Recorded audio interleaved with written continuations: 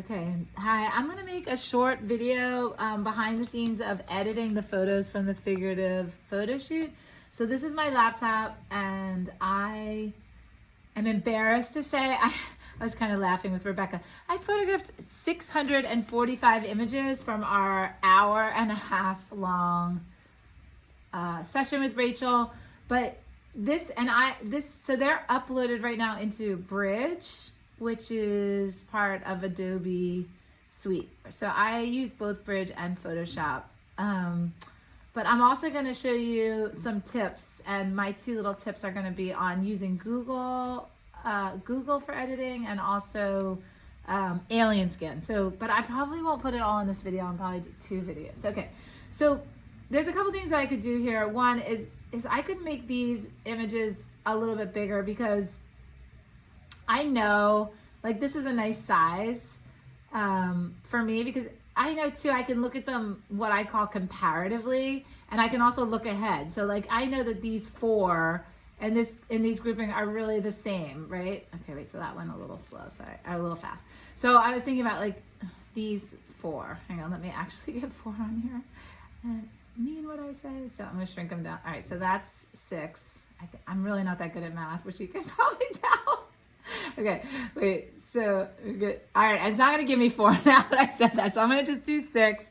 But what I was trying to say is that they are similar. And the only thing that's different, right, usually I know for me is I change my cropping ratio. Okay, so I'm photographing in a 24 to 70 millimeter lens, which means I can zoom out or zoom in. You guys had to draw her horizontally, but I got to photograph her vertically.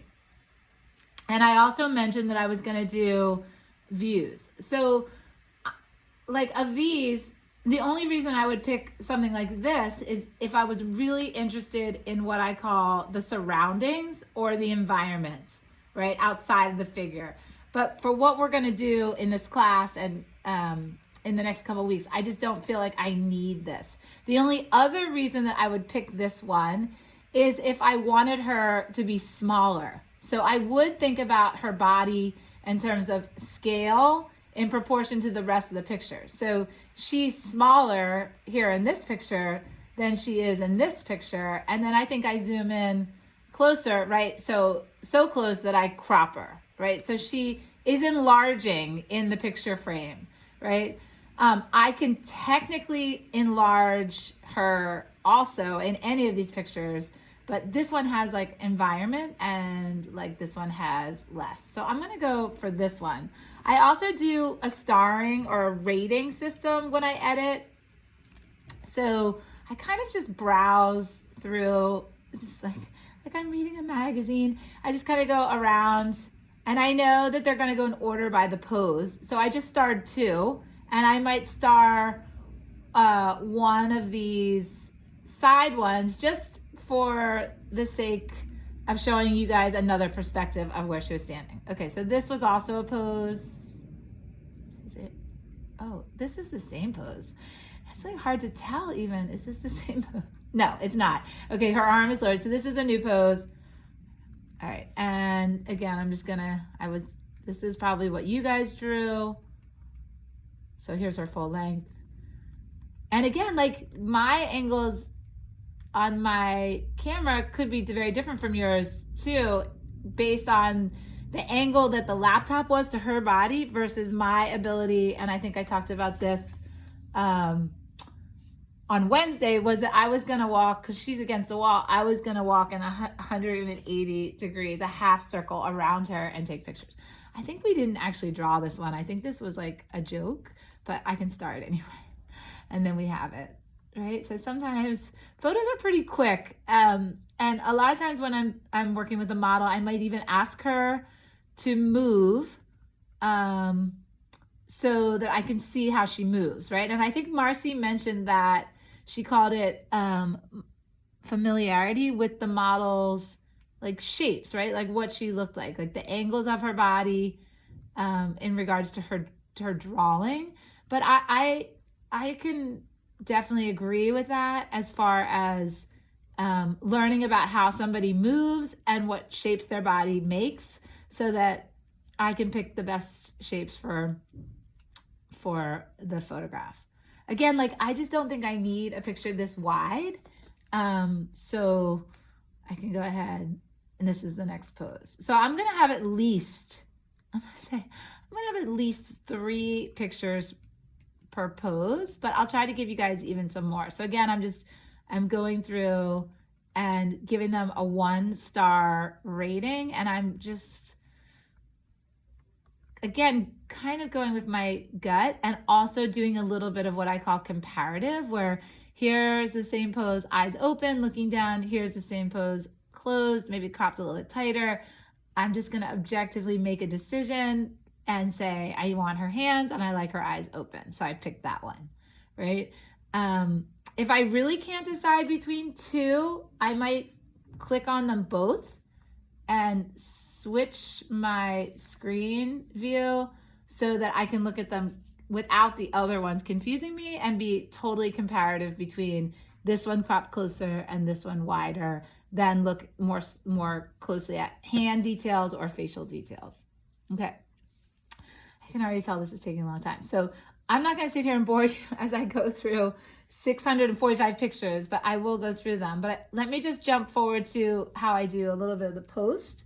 So once I have them rated, I go up here to show 1 or more stars. I click on that, and it's going to give me just the ones that I starred in a smaller grouping, right? And already I have 18 items. So we're going to be well into like 100 pictures totally.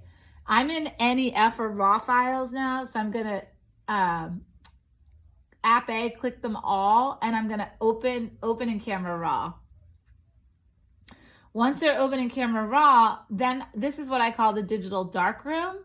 So I'm going to play around with exposure values, right? And if this was Marcy talking to you, she would be talking about toning, right? Which would be adding shadows and more charcoal, right? Making it darker so that only the highlight showed, or using the eraser tool, right? Making the lines lighter, so she's like disappearing, right? And then I think in a weird way too, when you make something really light and then also maybe really contrasty and no color, you're really taking it down to what I call outside line, right? So you're really just not even existing with mass.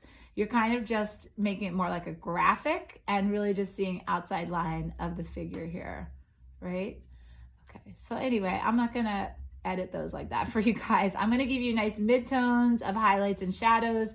I might make them a little bit on the lighter side, and I'm definitely making them black and white. I also sometimes like to play with this guy, which is the black lever. So this would be as if I was able to kind of definitely like use more pen or ink or charcoal and kind of shade some areas in. I like to add black. So it's something I like to do. All right.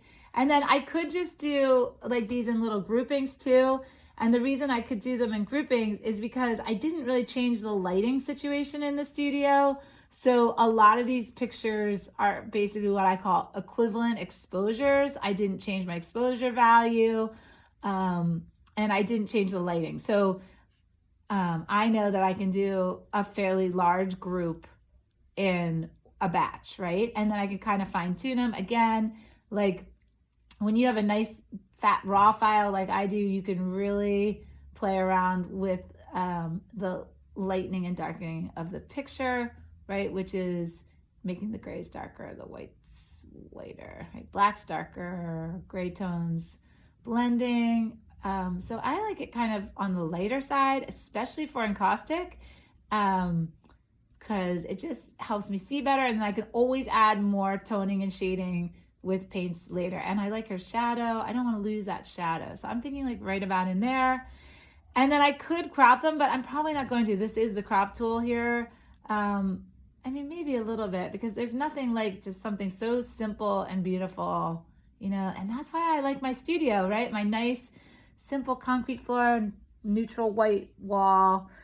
But again, when we start working on these next Wednesday, we can talk about, you know, what if we're cutting her out, right? What if we're adding to this and keeping this horizon line, or we're shifting it and taking her someplace else. All right. I'm gonna let you guys go for now, and I might do another little video on editing in Google. and a little example of alien skin. But hopefully that gave you guys some insight to how my editing process works. When I'm done editing all these photos, I will post them, which will be today, and then I'll share them with you guys on both Google Albums and on Zenfolio.